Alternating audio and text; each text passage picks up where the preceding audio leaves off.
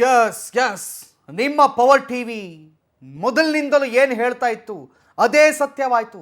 ಅದೇ 100ಕ್ಕೆ 100 ಅದೇ ವಿಚಾರಗಳು ಸತ್ಯವಾಯಿತು. ಈ ಹಿಂದಿನಿಂದಲೂ ಕೂಡ ಷಡ್ಯಂತ್ರದ ರೂವಾರಿ ಬೇರೆ ಯಾರೂ ಅಲ್ಲ, ಇದೇ ಮಟ್ಟಣ್ಣನವರಂತ ನಾವು ಘಂಟಾಘೋಷವಾಗಿ ಹೇಳಿದ್ವಿ. ಘಂಟಾಘೋಷವಾಗಿ ಈಗ ನಂಬುವ ಕಾಲ ಈಗ ಬಂದಿದೆ.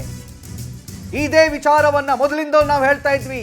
ಪವರ್ ಟಿವಿ ಮುಖ್ಯಸ್ಥರಾದಂಥ ರಾಕೇಶ್ ಶೆಟ್ರು ಪದೇ ಪದೇ ಡಿಬೇಟ್ಗಳನ್ನ ಮಾಡಿಕೊಂಡು ಹೇಳಿದ್ರು ಇದೇ ವಿಚಾರವನ್ನ. ತಿಮರೋಡಿಯ ಮನೆಯಲ್ಲಿ ನಾನು 4 ದಿನ ಇದ್ದೆ. ಗಿರೀಶ್ ಮಟ್ಟಣ್ಣ ನನ್ನನ್ನು ತಿಮರೋಡಿ ನಿವಾಸಕ್ಕೆ ಕರೆದೊಯ್ದಿದ್ದ.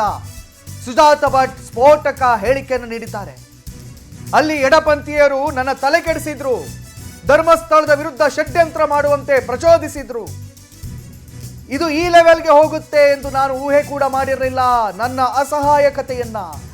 ಅಸಹಾಯಕತೆಯನ್ನ ಮಟ್ಟಣ್ಣ ಮತ್ತು ಜಯಂತಿ ದುರ್ಬಳಕೆ ಮಾಡಿಕೊಂಡ್ರು. ನಾನು ತೋರಿಸಿದ್ದು ವಾಸಂತಿ ಫೋಟೋ, ಅನನ್ಯ ಫೋಟೋ ಅಲ್ಲ. ಸತ್ಯ ಹೊರಗೆ ಬರಲೇಬೇಕು. ಇವರು ಕಟ್ಟಿದಂತಹ ಸುಳ್ಳಿನ ಕಟ್ಟಡ ಪುಡಿ ಪುಡಿ ಆಗಲೇಬೇಕು. ಅದು ಬಂದೇ ಬರುತ್ತೆ. ಅದು ಬಂದಿದೆ. ನನಗೂ ಇದಕ್ಕೂ ಸಂಬಂಧನೇ ಇಲ್ಲ. ಜಾಗದ ಡಿಸ್ಪ್ಯೂಟ್ ಇತ್ತು ನನ್ನ ಅಜ್ಜನ ಜೊತೆಯಲ್ಲಿ, ಹಾಗಾಗಿ ನಾನು ಸಹಾಯ ಕೇಳ್ಕೊಂಡು ಬಂದೆ. ಆಗ ಜಯಂತ್ ಟಿ ನನಗೆ ಸಿಕ್ಕಿದ್ರು. ಆಮೇಲೆ ಮಟ್ಟಣ್ಣನ ಹತ್ರ ಕರ್ಕೊಂಡು ಹೋದ್ರು. SIT ಅಧಿಕಾರಿಗಳೇ, ಈಗ ಏನ್ ಮಾಡ್ತೀರಿ ನೀವು? ಅಗದ್ರಲ್ಲ 18 ಹೋಲ್ಗಳನ್ನ, ಈಗ ಏನ್ ಮಾಡ್ತೀರಿ? ಬೆಳಿಗ್ಗೆ ಸುಜಾತ ಭಟ್ಗೂ ನನಗೂ ಸಂಬಂಧವಿಲ್ಲ ಎಂದಿದ್ದ ಜಯಂತಿ, ನೆನಪಿಸ್ಕೊಳ್ಬೇಕಿದನ್ನ. ಆದ್ರೆ ಮಟ್ಟಣ್ಣ ಜಯಂತಿ ಬಗ್ಗೆ ಸ್ಫೋಟಕ ಹೇಳಿಕೊಟ್ಟಿದ್ದಾರೆ ಸುಜಾತ. ಈ ದುಳ್ಳರಾದ ಮಟ್ಟಣ್ಣನವರ್ ಜಯಂತಿ ಬಂಧನ ಯಾವಾಗ? SIT ಅಧಿಕಾರಿಗಳೇ ನೀವು ಉತ್ತರಿಸಬೇಕು. ಕೋಟ್ಯಾಂತರ ಭಕ್ತರ ನಂಬಿಕೆಗೆ ಘಾಸಿ ಮಾಡಿದಂತ ದುರುಳರ ಕೈಗೆ ಕೋಳ ಯಾವಾಗ ಬೀಳುತ್ತೆ? ನೋಡಿ, ಕೋಟಿ ಭಕ್ತಾಭಿಮಾನಿಗಳು ನಂಬಿದಂತ ಸ್ಥಳದಲ್ಲಿ ಇಷ್ಟೆಲ್ಲ ದಿನಗಳ ಕಾಲ ಹೈ ಡ್ರಾಮಾವನ್ನು ನಡೆಸಿದ್ರಲ್ಲ, 18 ಗುಂಡಿಗಳನ್ನ ತೋರಿಸಿದ್ರಲ್ಲ, ಯಾವುದು ಸುಜಾತ ಭಟ್ಟಂತೆ, ಅನನ್ಯ ಭಟ್ಟಂತೆ, ಈ ಎಲ್ಲ ಕಥೆಗಳನ್ನ ಕಟ್ಟಿ ಜನರ ಭಾವನೆಗಳಿಗೆ ಧಕ್ಕೆ ಉಂಟು ಮಾಡಿದ್ರಲ್ಲ. ಈ ಜಯಂತಿ ಮತ್ತು ಮಟ್ಟಣ್ಣನವರ ಕೈಗೆ ನೀವು ಯಾವಾಗ ಕೋಳ ತೊಡಿಸ್ತೀರಿ? ನೀವು ಯಾವಾಗ ಇವರನ್ನ ಅರೆಸ್ಟ್ ಮಾಡ್ತೀರಿ? ಯಾವಾಗ ಇವರನ್ನ ತನಿಖೆ ಮಾಡ್ತೀರಿ? ಈ ಪ್ರಶ್ನೆಯನ್ನ ಪವರ್ ಟಿವಿ ಕೇಳ್ತಾ ಇದೆ, ನಾಡಿನ ಸಮಸ್ತ ಜನತೆ ಕೇಳ್ತಾ ಇದೆ. ಧರ್ಮಸ್ಥಳಕ್ಕೆ ಮಸಿ ಬಳಿಯುವ ಬಗ್ಗೆ ಕುತಂತ್ರಿಗಳು, ಷಡ್ಯಂತ್ರಿಗಳ ಬಣ್ಣ ಬಯಲಾಗಿದೆ. ಗಿರೀಶ್ ಮಟ್ಟಣ್ಣನವರ್ ಜಯಂತಿ ಎಕ್ಸ್ಪೋಸ್ ಆಗಿಬಿಟ್ಟಿದ್ದಾರೆ. ಯಾರು ಮಾಡಿದ್ದು? ಅವರದ್ದೇ ಟೀಮ್ ಸದಸ್ಯೆ ಅವರ ಮುಖವಾಡವನ್ನ ಕಳಚಿದ್ದಾರೆ.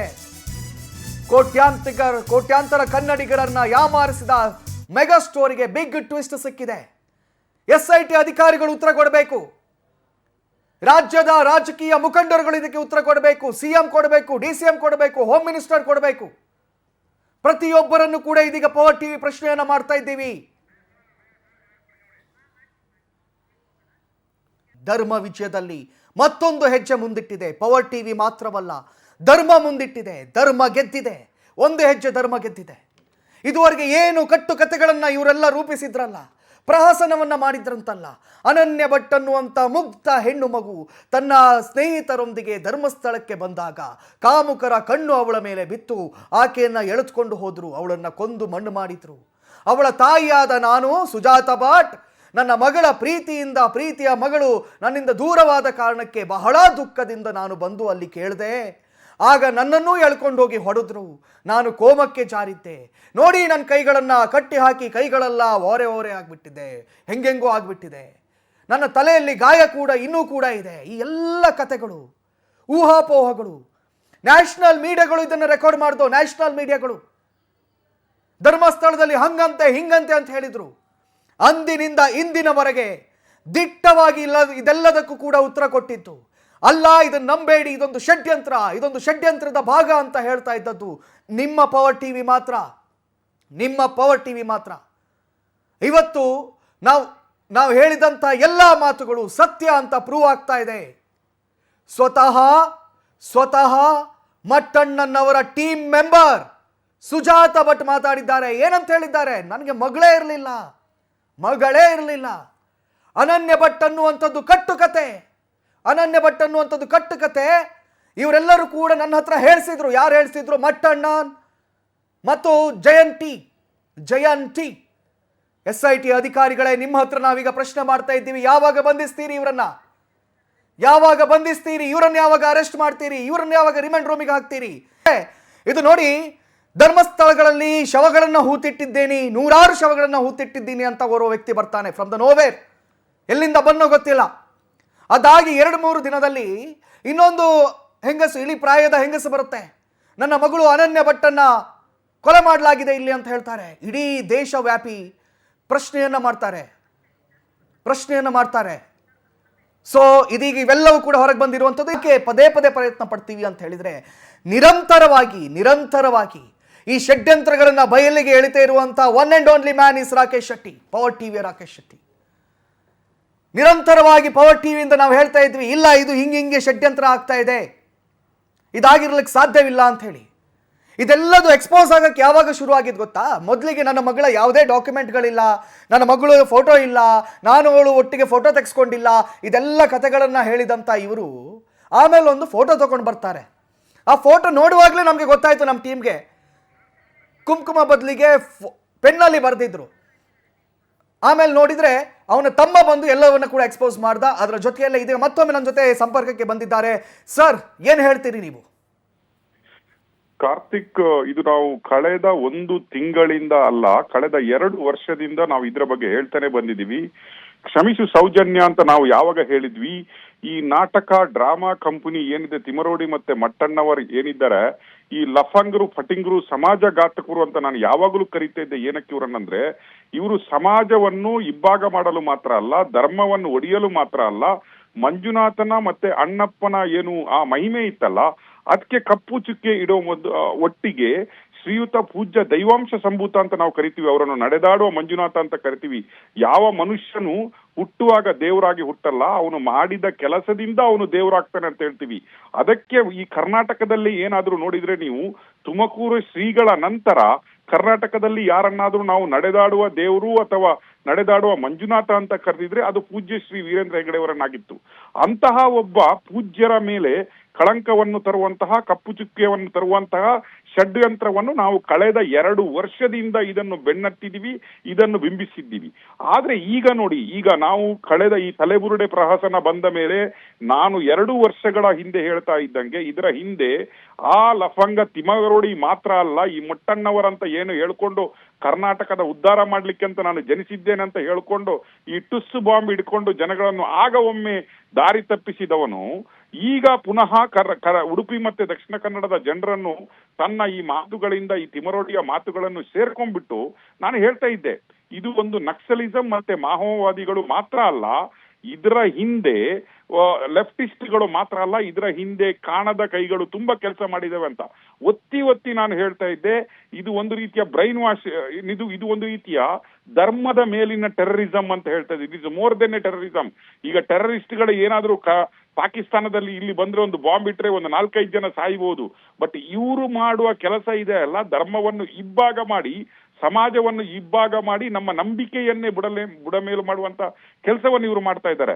ನೋಡಿ, ನಾನು ಆಗ SIT ಅನ್ನು ಫಾರ್ಮೇಶನ್ ಆದಾಗ ಧರ್ಮಸ್ಥಳ ಮಾತ್ರ ಅಲ್ಲ, ನಾವೆಲ್ಲರೂ SIT ಅನ್ನು ಏನಕ್ಕಾಗಿ ಅದನ್ನು ವೆಲ್ಕಮ್ ಮಾಡಿದ್ವಿ ಅಂದ್ರೆ, ಇದಕ್ಕೆ ಒಂದು ಲೀಗಲ್ ಎಂಡ್ ಬರಬೇಕು. ಇಲ್ಲ ಅಂದ್ರೆ ಇಡೀ ಸೋಷಿಯಲ್ ಮೀಡಿಯಾದ ಮೂಲಕ ಪ್ರೊಪಗಾಂಡವನ್ನು ಉಂಟು ಮಾಡ್ತಾ ಇವರು ಕಳೆದ 12 ವರ್ಷದಿಂದ ಏನು ಮಾಡ್ತಾ ಇದ್ದಾರೆ ಅಂದ್ರೆ, ಒಂಥರ ಭಿಕ್ಷಾಟನೆಯ ತರ ಆಗಿದೆ. ಇವರಿಗೆ ಜೀವನನೇ ಇದರಲ್ಲಿ ನಡೆಸುವಂತಹ ರೀತಿಯಲ್ಲಿ ಇವರು ಮಾಡ್ತಾ ಇರೋದ್ರಿಂದ ಈಗ ನೋಡಿ ಇದೊಂದು ಲೀಗಲ್ ಎಂಡಿಗೆ ಬಂದಿದೆ.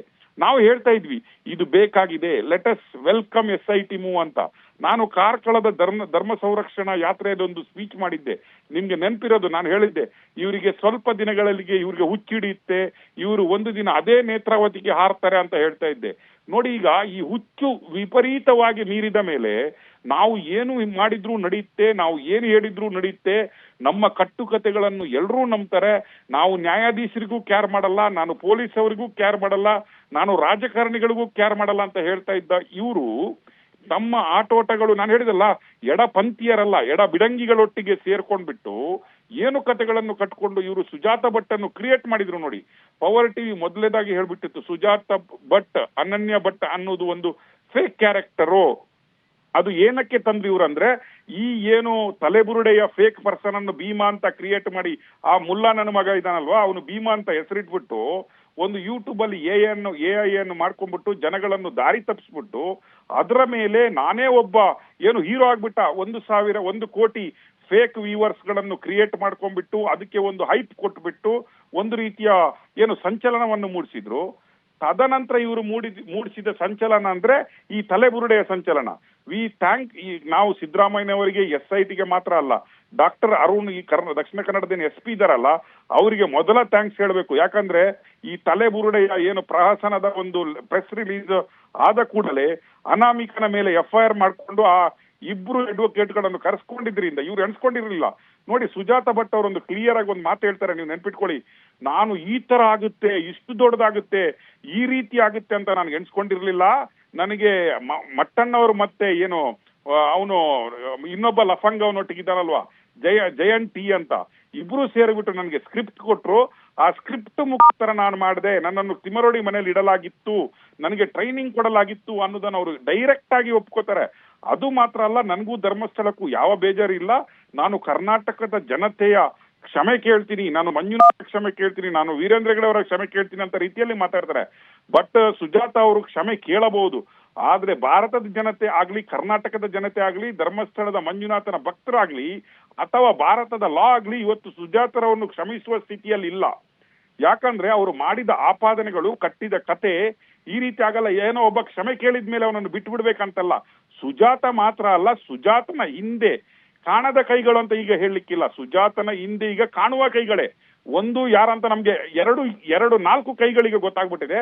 ಒಂದು ಮಟ್ಟಣ್ಣವರು, ತಿಮರೋಡಿ ಮತ್ತೆ ಜಯಂತ್ ಟಿ, ಇವರುಗಳ ಹೆಸರುಗಳನ್ನು ಅವಳು ಓಪನ್ ಆಗಿ ಹೇಳೋದ್ರಿಂದ ತಿಮರೋಡಿಯ ಮನೆಯಲ್ಲೇ ನಾನಿದ್ದೆ, ನನಗೆ ಟ್ರೈನಿಂಗ್ ಆಗಿದೆ. ಇದರ ಹಿಂದೆ ಈ ಎಲ್ಲಾ ಷಡ್ಯಂತ್ರಗಳ ಹಿಂದೆ ಮೊದಲಿಗೆ ನಾವು ಬಯಲು ಮಾಡಿದಂತ ಇನ್ನೊಂದು ಹೆಸರು ಅಂದ್ರೆ ಸೋಮನಾಥ್ ನಾಯಕ್ ಮತ್ತೆ ರಂಜನ್ ಅವರು ಏನಿದ್ದಾರೆ, ಇವರುಗಳು ಇನ್ನೊಂದು ಈ ಹಿಂದೆ ಈಗ ಸುಜಾತ ಭಟ್ನ ನಾವು ಮೀಡಿಯಾಗಳೇ ಅದರ ಒಂದೊಂದು ಇಂಚುಗಳನ್ನು ಇದೇನು ಇವತ್ತು ಕನ್ಫೆಷನ್ ಸ್ಟೇಟ್ಮೆಂಟ್ ತರ ಸುಜಾತ ಭಟ್ ಅವರು ಮಾಡಿರ್ಬೋದು, ಬಟ್ ಮೀಡಿಯಾಗಳು ಇಷ್ಟರವರೆಗೆ ವ್ಯೂವರ್ಸ್ಗೆ ಅದು ಒಂದು ಫೇಕ್ ಕ್ಯಾರೆಕ್ಟರು, ಅದೊಂದು ಫೇಕ್ ಸುಜಾತ ಅನನ್ಯ ಭಟ್ ಅನ್ನೋದೇ ಫೇಕ್ ಅಂತ ತೋರಿಸಿದೀವಿ.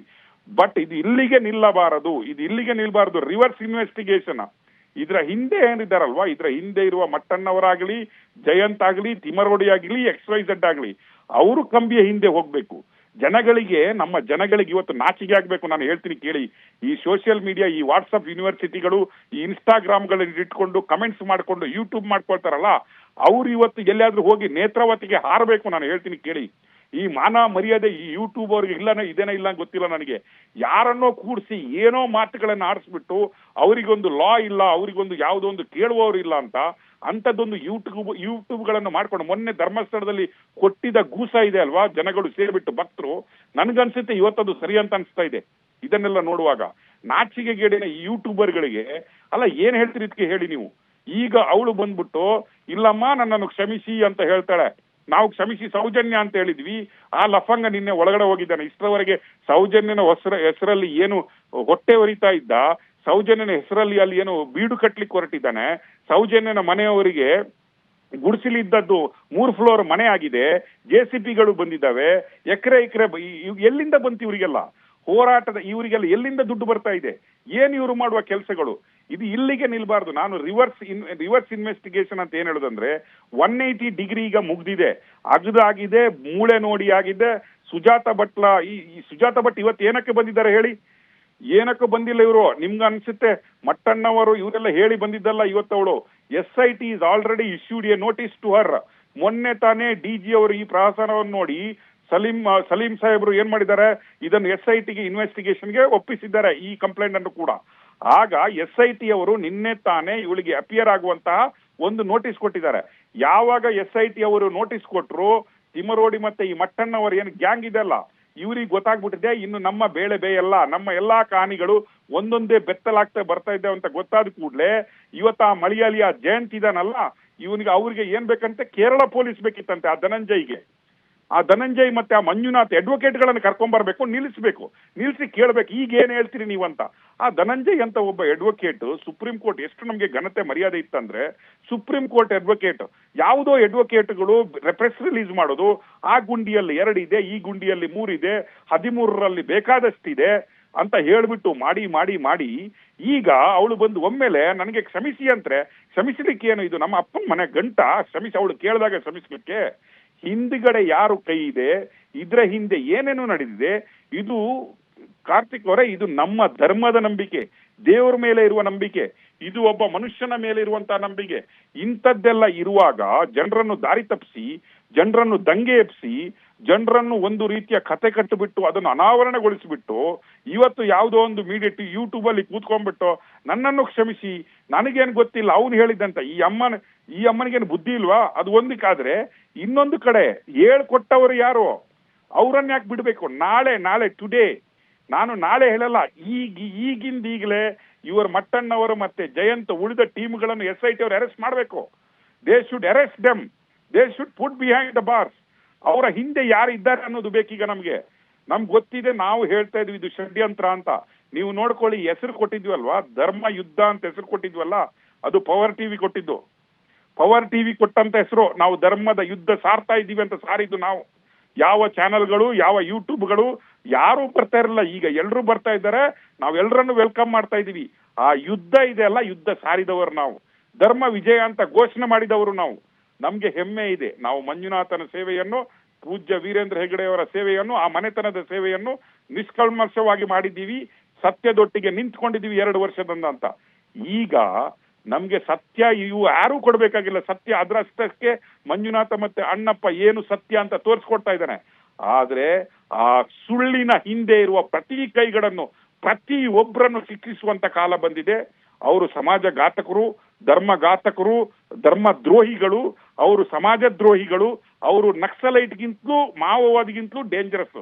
ನಾವು ಏನ್ ಹೇಳ್ತೀವಲ್ಲ, ನಿನ್ನೆ ಲೆಫ್ಟಿಸ್ಟ್ಗಳು ಎಡಬಿಡಂಗಿಗಳ ಯಾವುದೋ ಒಂದು ಸಭೆ ಆಯ್ತಂತೆ, ಆ ಸಭೆಯಲ್ಲಿ ನಿರ್ಣಯ ಕೈಗೊಂಡ್ರಂತೆ. ಈಗೇನ್ ಹೇಳ್ತಾರೆ ಆ ನಿರ್ಣಯಕ್ಕೆ? ಆ ಲೆಫ್ಟಿಸ್ಟ್ಗಳು ಇವತ್ತೇನ್ ಹೇಳ್ತಾರೆ, ಇದಕ್ಕೊಂದು ನಿರ್ಣಯ ಕೈಕೊಳ್ಳಿ.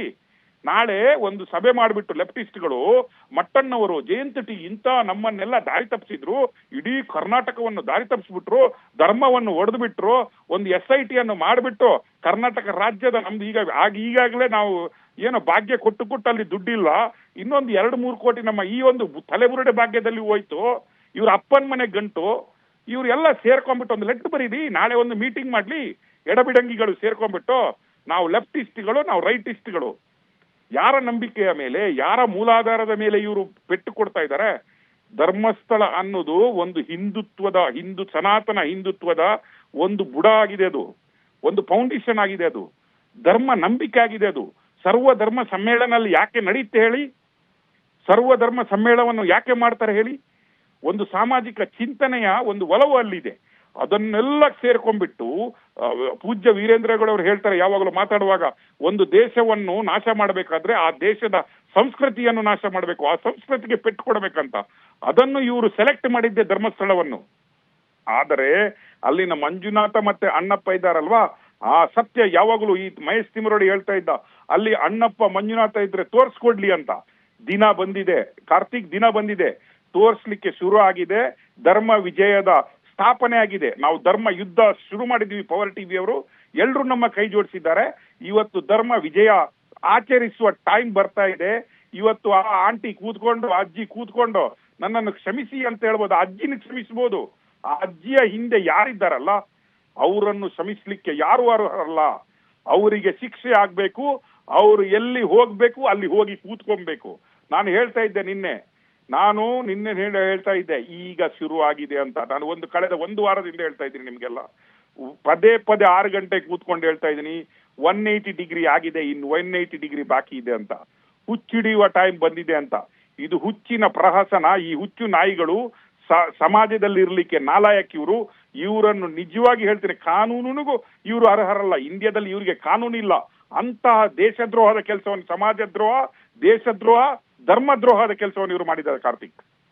ಖಂಡಿತವಾಗಿ. ಯಾಕಂತ ಹೇಳಿದ್ರೆ 12 ವರ್ಷದಿಂದ ಇವ್ರೇನು ಕಟ್ಕೊಂಡು ಬಂದ್ರಲ್ಲ ಈ ಕತೆಗಳನ್ನ, ಇವೆಲ್ಲವನ್ನು ಕೂಡ ಇದೀಗ ಅಣ್ಣಪ್ಪ ಸ್ವಾಮಿ ಮತ್ತು ಧರ್ಮ ದೇವತೆಗಳು ಇದಕ್ಕೆ ಉತ್ತರವನ್ನು ಕೊಡ್ತಾ ಇದ್ದಾರೆ ಅಂತ ಹೇಳಿ. ಸರ್, 1 ತಿಂಗಳು ನಿಲ್ಲಿಲ್ವಲ್ಲ ಸರ್ ಈ ಕತೆ? ಈ ಪ್ರವಾಸನ 1 ತಿಂಗಳು ನಿಲ್ಲಿಲ್ಲ. ಅನನ್ಯ ಭಟ್ಟಂತೆ, ಸುಜಾತ ಭಟ್ಟಂತೆ 1 ತಿಂಗಳು ನಿಲ್ಲಿಲ್ಲ ಸರ್. ಈಗ ಇಷ್ಟೆಲ್ಲ ಕೋಟ್ಯಾಂತರ ಜನ ಭಕ್ತರಿಗೆ ಮನಸ್ಸಿಗೆ ಘಾಸಿಯನ್ನು ಉಂಟು ಮಾಡಿ ಈಗ ಏಕಾಏಕಿ ಬಂದು ನನ್ನನ್ನು ಕ್ಷಮಿಸಬೇಡಿ ಅಂತ ಹೇಳಿದ್ರೆ ಅದು ಕ್ಷಮಿಸಕ್ಕಾಗತ್ತಾ ಸರ್? ಇವ್ರನ್ನೆಲ್ಲ ಅರೆಸ್ಟ್ ಮಾಡ್ಬೇಕಲ್ವಾ ಇನ್ನು SIT ಅವರು? ನೀವು ಹೇಳ್ತಾ ಇರೋದು ಕರೆಕ್ಟ್.